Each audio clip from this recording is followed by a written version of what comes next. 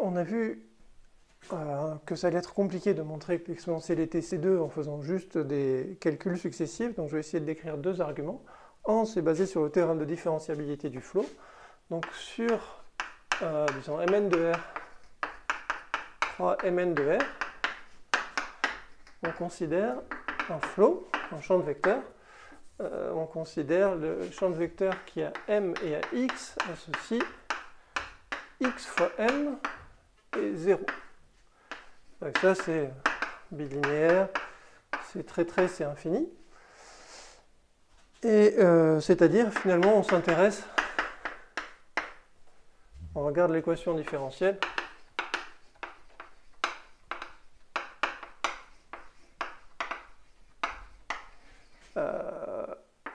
Où on demande que M' de t, ce soit X de t fois M de t, et X' de t, ce soit 0.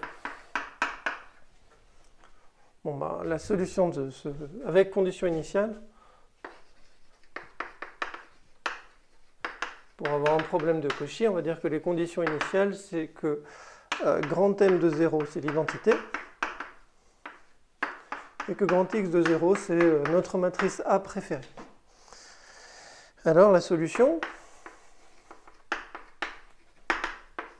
c'est t donne exponentielle de t1. En effet, comme on avait vu dans la première vidéo, calculer la dérivée de l'application qui a t associée exponentielle de ta, c'est facile parce que les ta commutent entre elles, les puissances de a commutent entre elles, donc la dérivée de ça, c'est juste grand A fois exponentielle de ta. Ça nous dit que x de t est constante, x de 0 égale a, et m' de t égale grand A fois m de t. Donc quand je dis ça, c'est pour m et pour x, c'est l'application constante qui a t associe a. Mais si on note, par exemple, phi de ta, la valeur en t de la solution de ce problème de Cauchy, bon, formellement, je pourrais aussi faire varier cette condition initiale, mais là, on n'en a pas besoin, ça n'a pas de sens, enfin, ça n'a pas d'intérêt. Alors, le théorème de différentiabilité du flow en fonction des conditions initiales nous dit que si je fixe un temps t, l'application qui a a associée, disons, phi de 1a, c'est-à-dire juste exponentielle de a, et c'est infini. Donc ça vient du fait que si j'ai un champ de vecteurs très sympathique, les solutions de l'équation différentielle associée à ce champ de vecteurs se comportent elles aussi de manière très sympathique. Je ne vais pas rentrer dans les détails parce que c'est un théorème qui n'est pas au programme de la grègue. Il faut à mon avis éviter de présenter ça lors de votre développement ou de votre plan, mais au cours de la discussion, si on vous demande pourquoi est-ce que l'exponentielle est de classe C2, est-ce que vous avez une idée de comment le montrer, ça serait une explication tout à fait légitime, tout en disant que le théorème de différentiabilité du flow, c'est compliqué. Il faudra arriver à savoir en donner un énoncé, par contre. Donc ça, c'est une méthode. On va maintenant voir une autre méthode qui est basée sur... qui est présentée dans le livre de La Fontaine, sur Introduction aux variétés différenciées.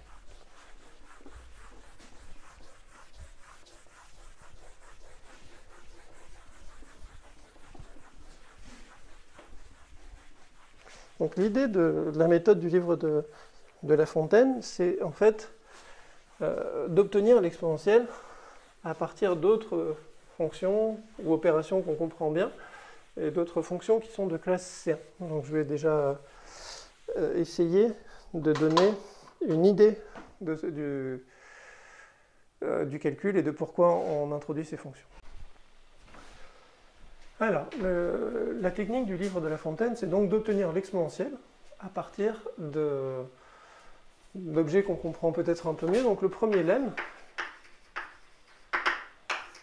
c'est que si on regarde l'application, disons, de gln R vers gln R, et qu'il y a A associé à moins 1, celle-là, elle est C infini. Pourquoi? Parce qu'en fait, on a une façon de calculer l'inverse, c'est de dire que à partir de la formule A fois, alors je vais écrire juste ça, transposée de la comatrice de A, donc la matrice obtenue en calculant les déterminants où j'ai enlevé la IM ligne et la JM colonne, ça, une formule que vous connaissez bien, c'est det de A fois identité. ça c'est toujours vrai, ça nous dit que A-1, ça nous donne une formule qui en pratique n'est pas très efficace, sauf pour les matrices de 2 peut-être, mais qui a des conséquences théoriques, c'est que A-1 s'écrit sous cette forme-là. Donc, les coefficients de A-1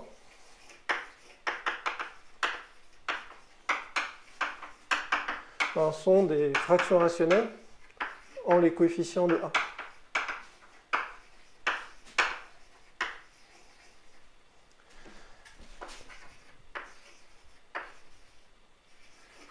Puisque transposer de la comatrice, c'est les coefficients, c'est les calculs de déterminants où on a enlevé une certaine ligne et une certaine colonne de A. C'est le coefficient IJ ici. Et le déterminant, c'est polynomial. Donc, là j'utilise que ça fait quelque chose de C infini. Ok, donc A donne A-1, ça c'est bien C infini. Maintenant il nous reste à écrire l'exponentielle. Ce que je raconte là, c'est tiré du livre de La Fontaine, qui s'appelle Introduction aux variétés différentielles. C'est vers le début, je crois que c'est le théorème 39. En tout cas, ça se trouve assez vite dans le livre en cherchant l'exponentielle. Maintenant, la proposition, et je vais la montrer sur C, parce que c'est un tout petit peu plus simple à écrire sur C, tout simplement parce que c'est facile à montrer pour des matrices diagonalisables. Et sur Mn de C, elles sont denses, alors que sur Mn de R, elles ne le sont pas. Donc on a la formule suivante. Pour tout A dans Mn de C, alors déjà, soit A dans Mn de C, pardon. Il existe un R, par exemple, ou soit R, tel que le spectre de A, l'ensemble de ses valeurs propres, soit contenu dans le disque ouvert de centre 0 et de rayon 1. Il suffit de prendre le sub des modules des valeurs propres, par exemple. Mais en général, de toute façon, les valeurs propres, ça va quand même être contrôlé par la norme de A. Donc il suffit de se placer sur un R qui est beaucoup plus grand que qui est plus grand que la norme de A pour une norme subordonnée pour obtenir ça. Et alors, la formule, c'est que exponentielle de A, ça vaut 1 sur 2pi fois l'intégrale sur le cercle de centre C et de rayon grand R de Z moins I fois identité moins 1 exponentielle de Z dz. Alors déjà, il faut sans doute que je fasse un petit commentaire. Qu'est-ce que ça veut dire ça? Alors je vais l'effacer après, mais c'est juste une intégrale entre 0 et 2pi. De Z, c'est R. Pardon, qu'est-ce que j'ai écrit Z moins I? ZI moins 1. Z, c'est juste R exponentielle I θ fois identité, moins A. Le tout moins 1, exponentielle de R exponentielle I θ, ça c'est pas particulièrement joli, fois IR exponentielle I θ, dθ.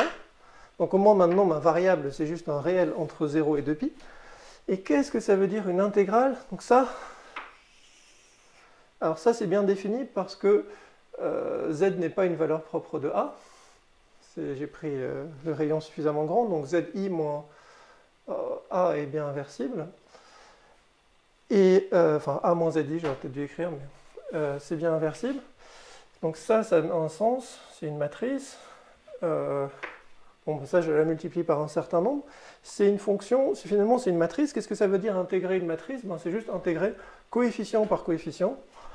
Et ce que j'intègre, c'est une fonction à valeur complexe, mais c'est juste j'intègre séparément la partie réelle et la partie imaginaire. Donc ça, il faut se dire, c'est juste calculer plein d'intégrales de fonctions définies sur 0, 2pi à valeur réelle. Il n'y a rien de très compliqué, c'est juste quand j'intègre une matrice, j'intègre tous ses coefficients indépendamment, séparément. Ok. Donc maintenant, si j'arrive à obtenir cette formule, qu'est-ce qui va se passer? On va voir que ça, c'est infini par ce qu'on a dit. C'est l'application qui a A, ceci ZI moins A, c'est très gentil. L'application inverse, on a dit que c'était C infini. Ça, c'est l'application qui a un complexe, associe son exponentielle, c'est bien C infini aussi. ou l'explication qui a θ associe R, faut exponentielle de R fois exponentialité θ, ça c'est C infini sur R. Et du coup, on est en train de calculer une intégrale sur 0,2π de quelque chose de C infini. Il suffit juste d'appliquer le théorème de différenciabilité des intégrales à paramètres, ou le théorème de l'Omorphi, si vous voulez. Non, pas le théorème de différenciabilité des intégrales à paramètres pour conclure que cette chose-là est C infini. Donc finalement, c'est cette formule-là qui est la clé pour obtenir le résultat dans l'argument de La Fontaine. Alors d'où est-ce qu'elle vient? Si A est diagonalisable,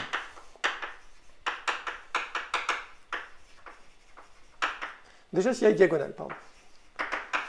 A s'écrit sous la forme lambda 1, lambda n. Tous les lambda i sont dans ce disque. Exponentielle de A, c'est juste la matrice exponentielle de lambda 1, etc. Exponentielle de lambda n, et puis que des zéros partout. Et exponentielle de lambda i, j'ai oublié un i, exponentielle de lambda i, de lambda k, du coup, ça vaut 1 sur 2 i pi fois l'intégrale sur le cercle de centre 0 et de rayon R de exponentielle z sur z moins lambda i dz. Ça c'est quoi? C'est la formule de Cauchy, appliquée à l'exponentielle.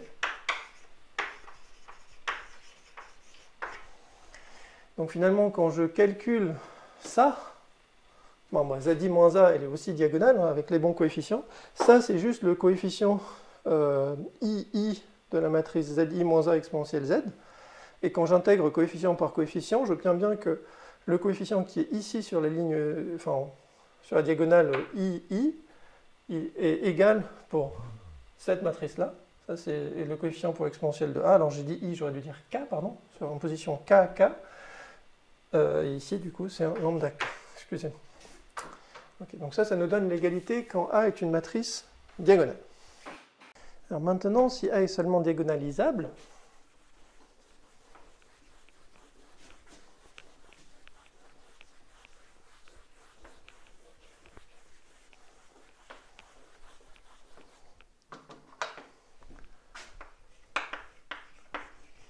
c'est-à-dire A s'écrit P fois D fois P moins 1, où D est diagonale. L'exponentielle de A, quand je fais des produits de A, les P et les P moins 1, ils se simplifient. Donc A à la puissance K, c'est P, D puissance K, P moins 1. Ce qui me permet d'écrire que l'exponentielle de A, en mettant un facteur dans la série, c'est P fois l'exponentielle de D fois P moins 1. Du coup, maintenant quand je regarde l'exponentielle de A, c'est P fois exponentielle de D, comme D est diagonale, j'ai ma formule, intégrale sur cercle de centre C et de rayon R, de zi moins D moins 1, exponentielle de Z, dz, le tout, fois P moins 1. Mais comme l'intégrale, et comme par linéarité de l'intégrale, le produit de matrice, je vais pouvoir le faire rentrer dedans. Donc c'est l'intégrale sur le cercle de centre 0 et de rayon R de P fois zi moins D moins 1 P moins 1 exponentielle de Z dz. Et ça, c'est exactement la même chose que... Et il me manque il me manque le terme 1 sur 2 pi que j'ai décidément très envie d'oublier depuis tout à l'heure. Et je retrouve 1 sur 2 pi fois l'intégrale sur mon cercle de exactement ce qu'il me faut, parce que ici, le P et le P moins 1 rentrent comme il faut. Donc zi moins A est remplacé par PDP moins 1, exponentielle Z dz. Donc ça m'a donné la formule maintenant pour A diagonalisable. Ok, maintenant si je regarde, je vais peut-être effacer ici.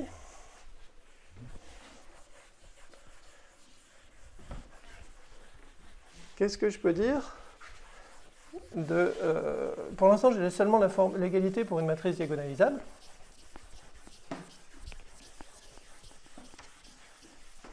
Mais là, je suis en train d'intégrer sur un segment, je suis en train d'intégrer entre 0 et 2pi. une application qui est de classe C infini. Du coup, ça, si je vais réécrire la formule, c'est juste 1 sur 2pi, intégrale entre 0 et 2pi, de grand R exponentielle I θ fois l'identité, moins A, le tout moins 1, exponentielle de R exponentielle I θ, ça c'est pas très joli, dθ, il me manque un R exponentielle I θ. Donc ça, si je regarde, c'est une fonction C infini par juste le théorème de dérivation des intégrales à paramètres.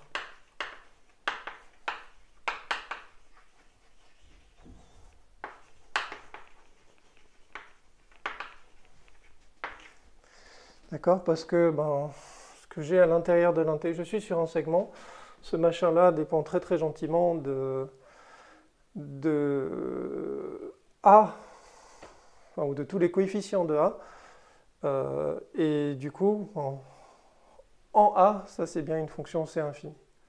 Donc ça c'est juste le théorème de dérivation des intégrales à paramètres. Je suis sur un segment en train d'intégrer quelque chose de gentil, coefficient par coefficient, je vois des intégrales de fonctions C infini, et ça c'est C infini parce que je peux répéter la formule de Leibniz de dérivation des intégrales à paramètres, mais en particulier du coup, ça c'est continu, on l'avait dit au début, ces choses-là sont égales sur les matrices diagonalisables, dont le spectre est contenu dans ce disque-là, ça fait un ouvert, on peut se restreindre aux matrices dont la norme est strictement plus petite que R et appliquer ça à ces matrices-là. J'ai une fonction continue et une fonction C infini qui sont égales. Ces deux fonctions sont en fait, qui sont égales sur les matrices diagonalisables. Ces deux fonctions sont en fait égales partout, ce qui me donne que l'exponentielle est de classe C infini et donnée par cette formule-là. Et on a fini l'argument qui est dans le livre de La Fontaine. Alors maintenant, je vais juste faire un petit bonus track dans les 5 minutes qui me restent dans la vidéo. Que j'aime bien, on va écrire la même formule, le même raisonnement, mais pas avec l'exponentielle. Donc soit A, une matrice, A tel que le spectre de A soit contenu dans le disque ouvert de centre 0 et de région R, donc R c'est un réel strictement positif, et alors quel que soit P, un polynôme, P de A, c'est égal à cette chose-là. Oui, ça c'est juste exactement la formule de Cauchy, exactement de la même façon que j'ai raisonné avec l'exponentielle, la formule de Cauchy me donne ce raisonnement-là. Ça marche pour les matrices diagonales trivialement par linéarité de l'intégrale, ça marche pour les matrices... non, même par définition de l'intégrale, ça marche pour les matrices diagonalisables par linéarité de l'intégrale, et du coup ça marche pour toutes les matrices par continuité. Ça et ça, c'est des fonctions continues, donc c'est égal partout. Maintenant, si je prends P égale le polynôme, donc disons application qui a lambda associé dette, alors vu ce que j'ai écrit ici, je vais prendre une dette de lambda i moins a, peut-être que vous êtes habitué à la convention dette de A moins lambda I, mais ça ne change pas grand-chose. Je veux montrer Cayley Hamilton, qui a de A, ça fait intégrale 1 sur 2 pi, intégrale sur le cercle de centre C et de rayon R de zi moins A moins 1 fois le déterminant de zi moins 1. C'est ça P de Z. Ah oui, mais ça, c'est juste la transposée de la comatrice de A. C'est ce qu'on avait de zi moins 1. Donc finalement, on intègre un polynôme. Les coefficients sont polynomiaux. D'accord? Donc ici,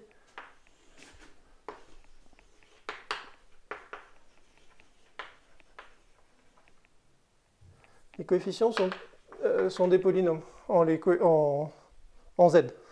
Si A est fixé, je vois des polynômes en Z. Et qu'est-ce qui se passe quand j'intègre sur un cercle, sur un lacet fermé, un polynôme? Eh bien, ça fait 0. Et donc, en fait, cet argument nous donne une preuve par les fonctions holomorphes du théorème de Cayley-Hamilton sur C. Et ça conclut cette série de vidéos sur le différentiel de exponentielle. Merci.